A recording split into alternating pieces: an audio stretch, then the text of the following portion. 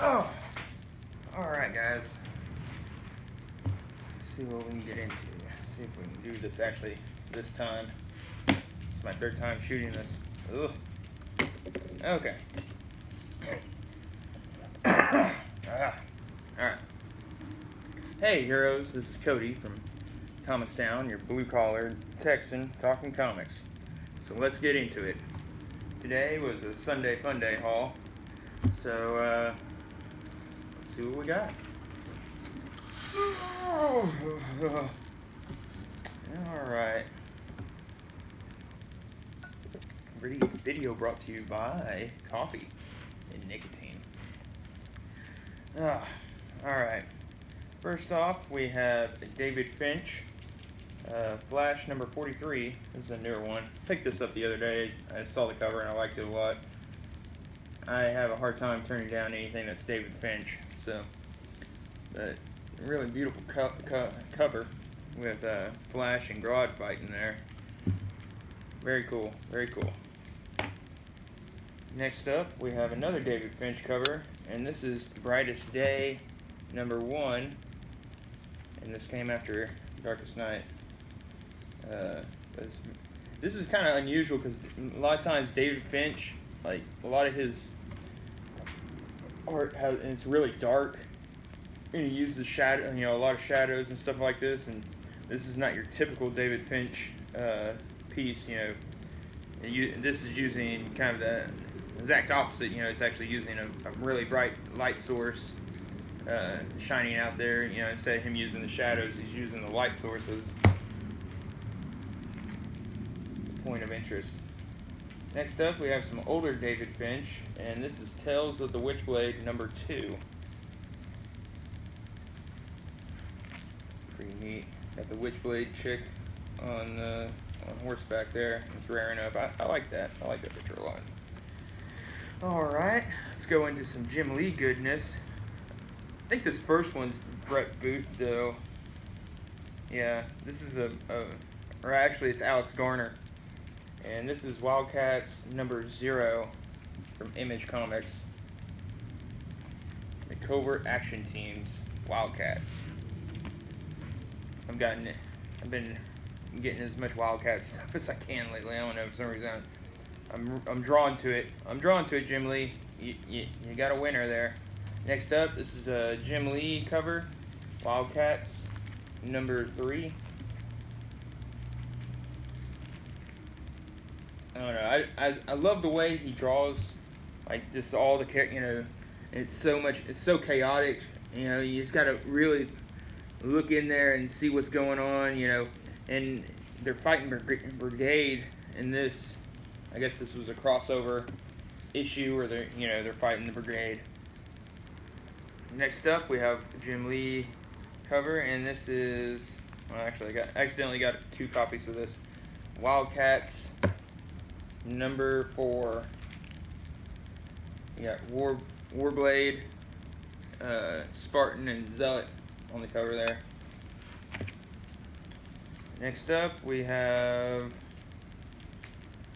Killer Instinct Chapter 1, Wildcats number 6. And I forget the name of this guy, but he's basically almost got the exact same powers as Warblade. I think he's on Brigade, I'm not sure.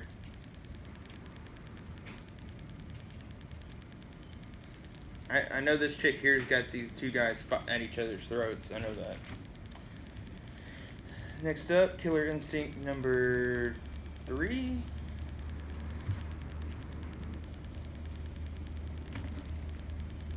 Yeah, they must have been, there was a lot of crossover right here between Brigade and, I bet that their Killer Instinct number 2 is probably in Brigade. But that's Killer Instinct number 3, and this is Wildcats number 7. And Spartan, I don't know, this is that dude that has 3 arms. I know that, I forget his name, but he's got 3 arms on one side and 1 arm on the other. And he's like a crazy super soldier or something. But he's like shooting the hell out of fucking Spartan there. And like you can see it just blowing out his insides and stuff. It's very crazy. Very cool. That's the reason I loved Image, in the 90s, because there was always so much action in the covers, and I mean, it really gave you a good idea of what was going to go on in the book. So I mean, you see all this action on the cover, and you're just like, oh, you're instantly drawn to it. You're like, oh my god, like this looks like it's the coolest magazine, or the coolest comic of all time. Next up, we have Wildcats number 9.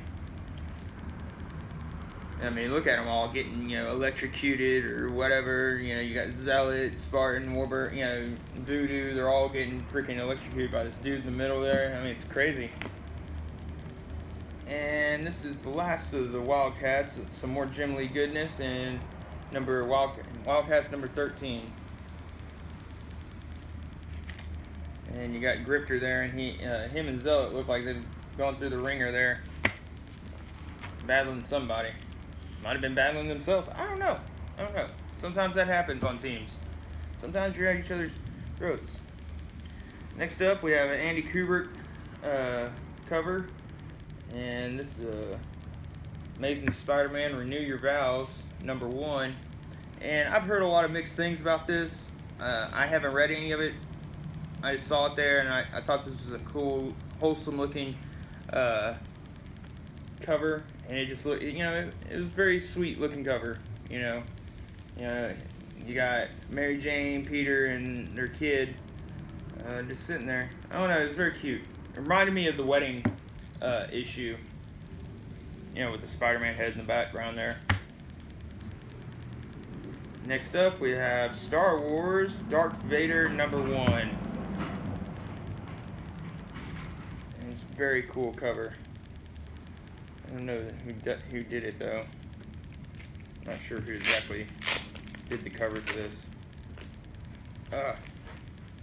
Come out, goddamn you! Crack it open and look. Darth Vader. Dang it. I don't normally get Star Wars stuff, Star Wars comics, but I saw this one. I had quite a few picked up, but now I was like, I don't know. I'm actually going to try to collect the whole, the original run from the 70s, from 1977. Okay, here it is. God damn, all the way at the back of the book. The cover artist is Aiden Gornova.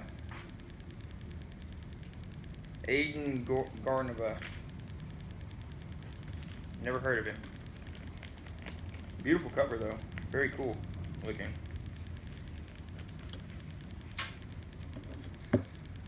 Darth Vader, number 1. Alright, next up is Terry Dodson cover, and Dodson usually has it on point. And this is Princess Leia, number 1. I just got it because I thought it was a very cool looking Princess Leia cover. I heard this was a shit issue though, but I don't know. I like, it's a strong looking Princess Leia picture, so she's got her fighter pilot gear on, her very extremely long pistol. Okay, next up we have another Dodson cover, and this is Uncanny X-Men 520. And it has my lovely lady Psylocke on there. And you got Wolverine and Phantom X on the cover. 520, Uncanny X-Men. Next up we have from X-Men from the 90s. You got Psylocke, and I forget her name. And then like that freaking crazy mutant chick that has like 6 arms, and she kind of looks like that freaking Indian god or whatnot. I don't know. But they all got ninja swords. So Revelations. Apparently they're all ninjas or samurai. I don't know. And that's X-Men number 31. Next up we have a X-Factor 127, and it's got Mystique on there, and she's cleaning the weirdest gun ever, looks like. She's like polishing this extremely odd looking laser gun or something. I don't know. When I first picked this up, I was like, what the fuck is in her hand, I was like, it's a cool looking picture. You got the American flag in the background and stuff. But I was like, what the hell is this? Oh, this is a cool one. Uncanny X-Men 319. You got Angel and Psylocke canoodling. Oh, Angel's getting him a little. Give me a little there, baby girl. Alright. Next up, we have Uncanny X-Men 315. And Colossus is... He's like, "Grrr! I don't know who you are." I think it's this Avalon character, but he's like, You're holding my arm in a really awkward position."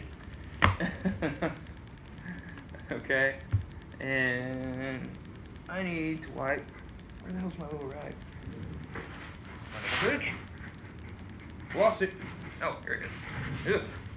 So freaking hot and humid out today in Texas. Welcome to Texas. Alright. Next up we have 334 Uncanny X-Men. And it's got a Jean Grey cover, and apparently everybody has gotten knocked the fuck out. And looks like whoever did it is coming after her next. It's your turn, bitch! Alright, what do we got next? Oh yeah, I got some older books here. Some Omega the Unknown, number 2. Remember, I got that first appearance of Omega Unknown the other day. Next up, we have Omega the Unknown, number 3. Bam! Very cool. Fighting the Shock, or fighting Electro. In the first number 2, he's fighting Hulk. In this one, he's fighting El Gato. He's fighting some guy that has control over cats. The Knight of 1,000 Claws, the El Gato. You have defied the El Gato, senor. Now, my fanged minions bring you death. Pretty sure he's Mexican. Splato El Gato, del Gato, El Gato. I don't even know what the hell I'm saying, no. I don't even speak Spanish. Next up, we have Omega the Unknown, number 5, and I like this cover a lot. I think it's really cool. Really close up shot of him shooting his rays and stuff. It's like, power be my destiny. Very cool. I love these old 70s books. Alright, next up we have a Captain Atom number 12. And I got this just because of the American flag in the background. I'm gonna have a little space in my office where I have like kind of patriotic books and stuff. Next up, I have Justice League of America number 5. It looks like they have a fallen compatriot there. That was from the New 52, yeah. Justice League of America, New 52. Next up, we got Superman number 53. And this is an Ordway in cover. Jerry Ordway. Truth, Justice, and the American Way. Ain't that awesome? I just think this is such a cool cover. You know, that's the embodiment of Superman. I hope Bendis read all that stuff before he undertook the new project. Okay, we have Superman, The Coming of the Supermen. And this is a Neil Adams cover. Kind of a modern Neil Adams cover. You can't go wrong with Neil Adams, right? So, very cool. We have some Michael Turner's Phantom goodness. And this is Michael Turner's Phantom number 1 from Top Cow Image Comics. And she's playing with some dolphins because she likes to swim. Doesn't everybody like to swim? Here's another one. Here's Michael Turner's Phantom number 3. She's on a surfboard, and everybody's just like, they're pondering. Everybody in the background there, they're just pondering life and the questions of the universe. Like, why are we just sitting out in the water pondering things? Why aren't we actually doing anything? And it's got they're longing into the, looking and longing for something, but they just can't get around to it because they're sitting there looking and looking. Alright, next up we have some Adam Hughes goodness, and this is Wonder Woman 165. I love me some Adam Hughes Wonder Woman. Awesome. Next up we have another Adam Hughes cover, Wonder Woman 161, her fighting Clayface, or her and Donna Troy are fighting Clayface. Very cool. Next up, another Adam Hughes, Wonder Woman 173, and she's freaking got her God armor on, and she's ready to go. Ready to go. No time for blow. Ready to go. All right. And now we're kind of going into the few small keys I found this Sunday, and this is the Mighty Thor 344, the first appearance of Malekith. I think he was the villain in the second Thor movie, right? Yeah. Okay, next up we have the first full appearance of Earth 2's Huntress, and this is All-Star Comics Justice Society of America. The first full appearance, not the cameo appearance, but the first full appearance. And next up is Giant Size Conan #1. And I've always wanted this book. I want a Conan #1, and I've been trying to track one down for a decent price, but this will tide me over until I get that Conan the Barbarian #1. I have a Conan the Barbarian Giant Size #1. But I don't know. I like these giant size books. They're awesome. But I saw that. I got it for a decent price, so Harvey kind of cut me a deal on it. What was it, $6? I was like, alright, deal. I mean, it's not in that bad shape. It could do for a pressing and a cleaning, but yeah, it's still a cool book. Very cool book. Alright, other than that, guys, I'm all out of books, so I don't know what to do. I guess I'll have to go find some more. I don't know. So sub, like, comment, and don't forget to hit that bell. Always hit the bell. I don't even know what the bell does, but they say to hit it, so you better hit it. And don't quit it. But also, you have to make sure you sub. We have to grow this channel, man. I've been working on some intros and outro stuff to put into the videos, so it will look all professional someday. Someday, my wife's helping me. And, she's a very busy lady. And I'm a very dumb person, or dumb guy. So, I need my lady friend to help me out and teach me computer stuff, because apparently I didn't pay attention in school. I guess that's the reason I don't know, I was more hands-on. I like to use a hammer, table saw, wood shop. I'm more that kind of guy.